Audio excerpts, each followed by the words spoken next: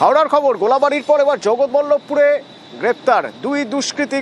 এই দুই দুষ্কৃতী হচ্ছে ইরানি গ্যাংয়ের দুই দুষ্কৃতী। এরা কি করেছে না, মহারাষ্ট্র থেকে এসেছে, পরপর ছিনতাই করেছে, ব্যাংকে ঢুকে গ্রাহকদের থেকে টাকা ছিনতাই করে নিয়েছে। মহারাষ্ট্রের এই দুজনের নাম শেখ কাসেম আর শেখ আমজাদ। বলা হয় এরা যাদের হয়ে কাজ করে, এদের যে টিম, সেই গ্যাংয়ের নাম ইরানি গ্যাং।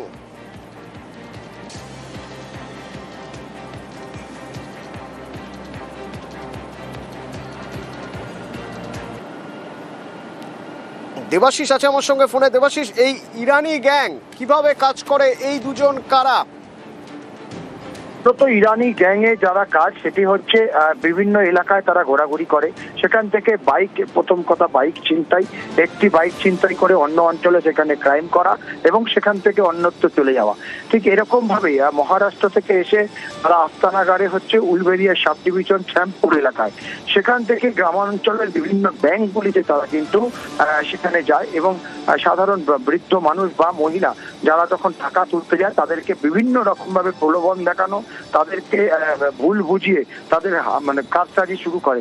এইখানে যে জগৎবল্লভপুরের ক্ষেত্রে যে অভিযোগ পড়েছিল, এক মহিলা 27,000 টাকা তোলে, সেই যখন টাকা গুনছিল ব্যাংকে দাঁড়িয়ে, তখন তার আগে থেকে ইরানি গ্যাংয়ের এই দুই মাস্টার মাইন্ড, একজন হচ্ছে শেখ আমজাদ, শেখ নাসির, শেখ কাসেম, তারা দুজন সেখানে প্রবেশ করে এবং শেখ আমজাদ সেই মহিলাকে বলে তার কাছে রয়েছে একাধিক জাল নোট।